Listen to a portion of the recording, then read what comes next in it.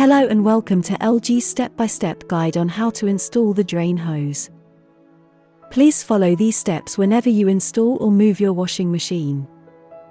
If you have connected the water supply, you should shut it off. It is also a good idea to unplug the washing machine before installation. The drain hose is located on the back of the washing machine. Make sure you have a suitable drain pipe or sink close enough to properly install it. Install the drain hose no lower than 40 centimeters and no higher than 100 centimeters.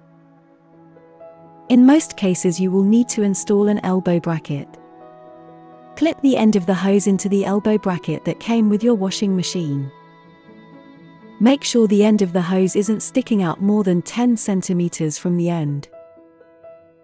If you are using a sink, just hang the elbow bracket over the side of it. Then secure the drain hose with a tie strap or a safety chain. And you are all done. You may have a drain pipe built in the wall. In this case, you don't need an elbow bracket. Just push the hose into the drain pipe.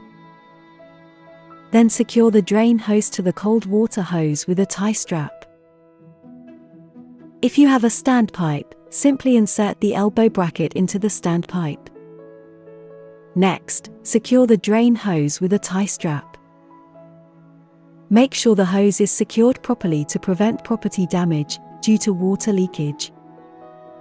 Also, never create an airtight seal between the hose and drain with tape or any other means. Without an air gap, water may siphon out of the drum. This may result in poor wash and rinse performance or clothing damage. Additionally, make sure the drain hose is not pinched, crushed, or kinked. Finally, if the drain hose is too long, do not force it back into the appliance. This may cause abnormal noise. And that is how to install the drain hose.